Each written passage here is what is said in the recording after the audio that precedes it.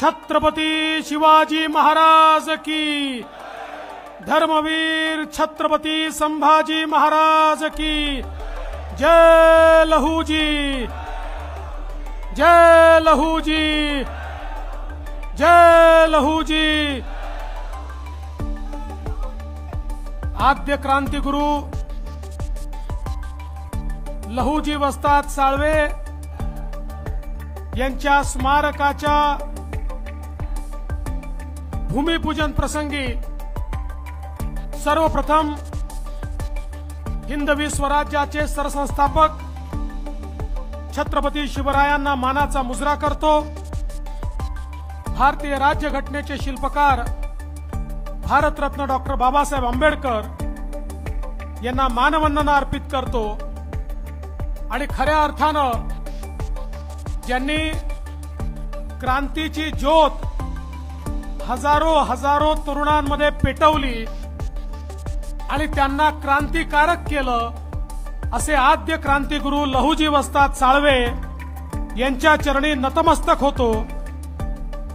आज या भूमिपूजन प्रसंगी आपल्याला लाभलेले महाराष्ट्राचे लोकप्रिय मुख्यमंत्री श्री एकनाथ शिंदेजी, पुणे जिल्ह्याचे पालकमंत्री आणि महाराष्ट्राचे उपमुख्यमंत्री अजितदादा पवारजी, पुणे जिल्ह्याचे माजी पालकमंत्री आणि राज्याचे उच्च शिक्षण मंत्री चंद्रकांत दादा पाटीलजी, आमचे सहकारी आमदार श्री सुनील कांबळेजी, भीमराव अण्णा तापकीर, माधुरीताई मिसाळ, सिद्धार्थ शिरोळे, सुनीलजी टिंगरे, नामदेवजी ससाणे, चेतनजी तुपे, या ठिकाणी ज्यांचा उल्लेख विशेष केला पाहिजे, कारण ज्यांच्या नेतृत्वात या स्मारक समितीने संघर्ष केला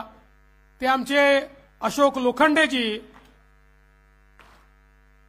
माजी राज्यमंत्री दिलीप कांबळेजी, योगेश टिळेकरजी, सुधाकर भालेरावजी, जगदीश मुळीकजी, मुरलीधर मोहोळजी, धीरज घाटेजी, रामभाऊ मोजेजी, अमित गोरखेजी, दीपक मानकरजी, राजेश पांडेजी, सुभाष जगतापजी, बापू पठारेजी, या ठिकाणी उपस्थित असलेले आपले आयुक्त विक्रम कुमार, त्याचप्रमाणे अनेक वर्षानंतर आपल्या समाजाला एक बहुमान मिळाला आणि जे आपल्या सगळ्यांचं आराध्य आहे असं जेजुरीचं जे मार्तंड देव संस्थान आहे त्या संस्थानाचे अध्यक्ष अनिल सौंदडेजी, या ठिकाणी मंचावर उपस्थित सर्व मान्यवर आणि उपस्थित माझ्या माता भगिनी आणि बंधूंनो, आजचा दिवस आमच्याकरता हा अतिशय पुण्याचा दिवस आहे।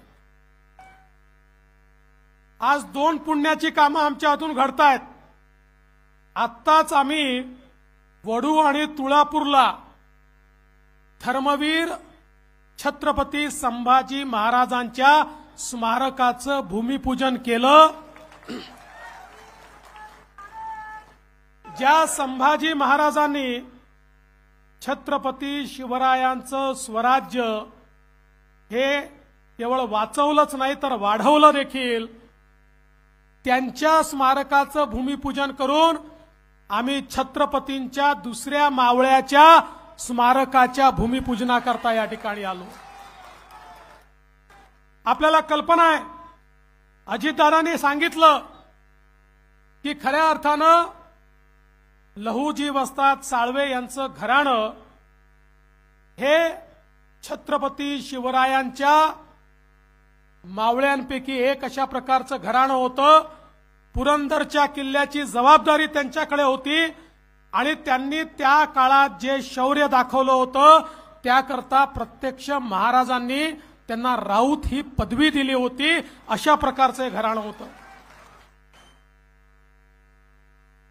लहूजी वस्ताद साळवे यांचे वडील, आपल्याला कल्पना आहे की ते देखील मराठा साम्राज्याकरता लढता लढता धारातीर्थी पडले, इंग्रजांच्या विरुद्ध लढाई लढले आणि 1818 मध्ये लढता लढताच आपल्या जीवाचं बलिदान दिलं आणि त्यावेळी त्यांच्या सोबत छोटे लहुजी वस्ताद देखील त्या ठिकाणी होते। त्यांनी आपल्या वडिलांचा आपल्या घराण्याचा संघर्ष पाहिला आणि त्याच दिवशी प्रतिज्ञा घेतली, जगेन तर देशासाठी आणि मरेन तर देशासाठी। आणि त्यानंतर तो काळ असा होता, मराठा साम्राज्य संपलं होतं आणि त्या ठिकाणी इंग्रजांचं राज्य प्रस्थापित होत होतं। इंग्रजांच्या विरुद्ध लढायचं होतं आणि लहुजी वस्ताद साळवेंना माहिती होतं की ज्या प्रकारे इंग्रजांनी आपल्या मराठी माणसाला या ठिकाणी चिरडलाय, ज्या प्रकारे आमच्या मावळ्यांना त्या ठिकाणी चिरडलेलं आहे, पुन्हा एकदा क्रांतीची ज्योत पेटवावी लागेल आणि धगधगत्या रक्ताने या ठिकाणी मैदानात उतरणारे पैलवान तयार करावे लागतील, योद्धा तयार करावे लागतील, शस्त्रांमध्ये पारंगत अशा प्रकारचे वीर तयार करावे लागतील। आणि म्हणून या देशाच्या इतिहासामध्ये पहिल्यांदा क्रांतिकारकांना, देशभक्तांना शस्त्राचं आणि लढाईचं प्रशिक्षण देणारी शाळा ही जर कोणी काढली असेल तर ती या ठिकाणी लहुजी वस्ताद साळवेंनी काढली। आणि म्हणून त्यांना जे आद्य क्रांतिगुरू म्हटलं जातं याचं कारणच हे आहे की पहिल्यांदा त्यांच्या डोक्यामध्ये हा विषय आला की जर मी लढणारे तरुण तयार करणार नाही तर माझा देश कधी स्वतंत्र होऊ शकत नाही। आणि म्हणून या वस्तादानं, या गुरुनं अशा प्रकारचं त्या ठिकाणी काम सुरू केलं की त्यातनं आपल्याला माहिती आहे, ज्यांना आद्य क्रांतिकारक म्हणतात ते वासुदेव बळवंत फडके यांना सर्व प्रशिक्षण या ठिकाणी लहुजी वस्ताद साळवेंनी दिलं, लोकमान्य टिळकांना प्रशिक्षण दिलं आणि अर्थातच महात्मा ज्योतिबा फुलेंना देखील प्रशिक्षण दिलं।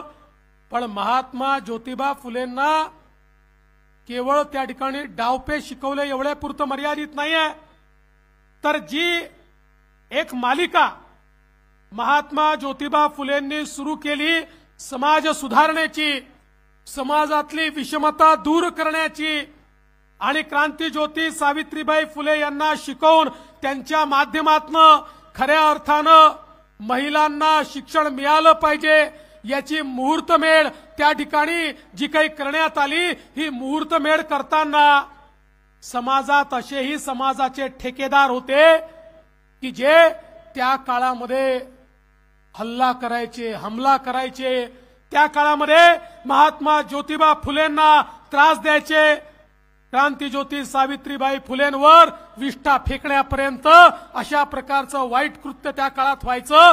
आणि अशा या सगळ्या परिस्थितीमध्ये लहुजी वस्ताद साळवेंनी त्या ठिकाणी महात्मा ज्योतिबा फुलेंना सांगितलं, काळजी करू नका, मी तुमच्या पाठीशी आहे, तुम्ही तुमचं काम करा।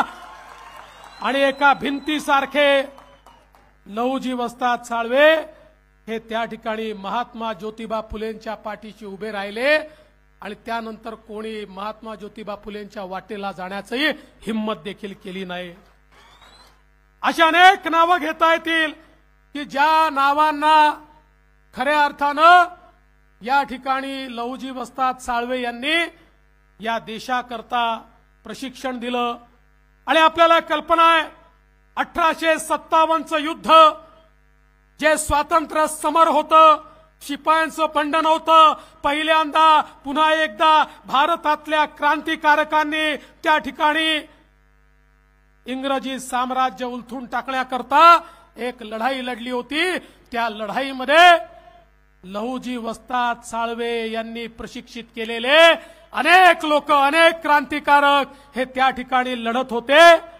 आपल्याला माहिती आहे की 1881 सालापर्यंत, 1818 साली जे काम सुरू केलं अविरत, 1881 सालापर्यंत जोपर्यंत देह ठेवला नाही तोपर्यंत देशाची सेवा ही आद्य क्रांतिगुरू लहुजी वस्ताद साळवे यांनी सोडली नाही।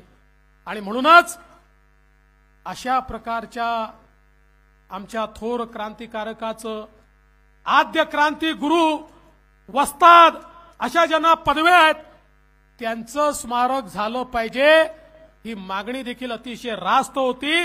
कारण अशा लोकांचं स्मरण करायचं नाही तर नेमकं कोणाचं करायचं, कोणाकडनं स्फुरण घ्यायचं, कोणाकडनं प्रेरणा घ्यायची। अरे ज्यांच्याकडनं प्रेरणा घ्यायची ते तर या ठिकाणी आपल्यामध्येच आहेत आणि म्हणून ती प्रेरणा सगळ्यांपर्यंत पोहोचली पाहिजे हा प्रयत्न आपण सुरू केला। आणि बघा आज हे स्मारक होत आहे। मगाशी अशोकरावांनी उल्लेख केला आमचा तिघांचा या स्मारकाकरता। हे स्मारक झालं पाहिजे याकरताही त्रिमूर्तीची आवश्यकता होती। आम्ही तिघं वेगवेगळ्या ठिकाणी काम करत होतो, पण तिघही या ठिकाणी लहुजी वस्तादांचेच चेले होतो, त्याच्यामुळे आपापल्या परीने काम करत होतो। मला आठवतं अशोकराव ज्यावेळेस पहिल्यांदा आले होते आणि आपण कोर्टात केस हारलो होतो आणि प्रश्न होता की आता जागा मिळूच शकत नाही, त्यावेळी आम्ही प्रयत्न केला आणि आम्हाला सांगण्यात आलं की रिझर्वेशन टाकलं तर जागा द्यावीच लागेल। मग तात्काळ आपण रिझर्वेशन टाकलं। हा सगळा इतिहास पुन्हा सांगण्याची आवश्यकता नाही आहे, तो अशोकरावांनी नीट सांगितलेला आहे। पण आज ही त्रिमूर्ती या ठिकाणी एकत्रित आली आणि अशोकराव जे स्वप्न तुम्ही सगळ्यांनी मिळून पाहिलं होतं ते स्वप्न आज पूर्ण होत आहे। मी तर असं म्हणेन की लहुजी वस्तादांचे आशीर्वाद मिळाले म्हणूनच आम्ही तिघे एकत्रित आलो आणि आता एकत्रित आल्याबरोबर आरटी देखील तयार झाली। दादांनी त्या ठिकाणी आपल्या भाषणामध्ये आरटीची घोषणा केली, आरटीची तयारी झाली। एवढंच नाही तर माननीय मुख्यमंत्र्यांच्या नेतृत्वात सातत्याने मातंग समाजाच्या माध्यमातून जी मागणी होत होती की आरक्षणाच्या संदर्भात आमच्यावर अन्याय होतो आणि त्यामुळे त्या संदर्भात ब कड करण्यात यावं याचा अभ्यास करण्याकरता समितीही नेमण्याचं काम हे आपल्याच सरकारने महायुतीच्या सरकारने या ठिकाणी केलंय। आणि एवढंच नाही तर आपल्याला माहिती आहे ज्या लोकशाहीर अण्णाभाऊ साठेंनी क्रांतीचा विचार विदेशापर्यंत नेला, ज्यांचा पुतळा रशियामध्ये उद्घाटित करण्याची संधी मला मिळाली, चिराग नगरमध्ये त्यांचंही स्मारक झालं पाहिजे। मागच्या काळात आपण ते काम म्हाडाला दिलं, काही अडचणी होत्या पण त्या सगळ्या अडचणी दूर झाल्यात। लवकरच त्याचा परिपूर्ण प्रस्ताव हा देखील आम्ही मंत्रिमंडळात आणतो आहोत आणि पुढच्या काळामध्ये चिराग नगरमध्ये लोकशाहीर अण्णाभाऊ साठे यांचंही स्मारक हे आपल्याला त्या ठिकाणी निश्चितपणे महायुती सरकारच्या माध्यमातून पाहायला मिळेल। मी या निमित्ताने एवढीच आपल्या सगळ्यांना विनंती करतो की आद्य गुरु लहुजी वस्ताद साळवे हे मातंग समाजाचे जरी असले तरी ते संपूर्ण हिंदुस्थानचे आहेत, ते संपूर्ण मराठी माणसाचे महाराष्ट्राचे आहेत। त्यामुळे आपण त्यांना सीमित न करता ज्या माणसाने आम्हाला स्वराज्य शिकवलं, ज्या माणसाने स्वातंत्र्य काय हे शिकवलं, त्या माणसाच्या प्रती आम्ही सगळे सदैव नतमस्तक राहू। आणि म्हणून आज ही संधी मिळाल्याबद्दल आपल्या सर्वांचे मी मनपूर्वक आभार मानतो आणि आपल्या समाजाच्या पाठीशी आपलं महायुतीचं सरकार पूर्ण ताकदीने उभं राहील एवढंच या निमित्ताने सांगतो आणि माझं बोलणं संपवतो। अशोकरावांनी सांगितलं निश्चितपणे या स्मारकाच्या उद्घाटनाला मोदी साहेबांनी यावं, याकरता मुख्यमंत्री अजितदादा आणि मी आम्ही तिघही जण मोदी साहेबांकडे जाऊ आणि उद्घाटनाला मोदी साहेबांनाच आणू एवढा आपल्याला शब्द देतो आणि माझं बोलणं संपवतो। जय हिंद, जय महाराष्ट्र, जय लहुजी। देवेंद्रजींनी सांगितलं की अण्णाभाऊ साठे यांचं देखील आम्ही मोठं स्मारक करतोय, उचित स्मारक करतोय। तुमच्या भावना आम्हाला माहित आहेत, तुमच्या भावना त्या आमच्या भावना आहेत। त्यामुळे या ठिकाणी मी आपल्याला एवढंच सांगेन, त्यासाठी देखील आमचं सरकार प्रयत्न करेल एवढं सांगतो। आणि पुन्हा एकदा मनापासून आपल्याला मुलांना समाजाला पार्टीच्या माध्यमातून देखील UPSC, MPSC, IAS, IPS, doctor, engineer सगळं होता येईल। आणि म्हणून या मुख्य प्रवाहामध्ये मातंग समाज आला पाहिजे. आपल्या मुलाबाळांना देखील इतर समाजाच्या बरोबरीने या समाजात पुढे जाता आलं पाहिजे. या स्पर्धात्मक युगामध्ये आपल्या मातंग समाजाला देखील न्याय मिळाला पाहिजे. यासाठी सरकार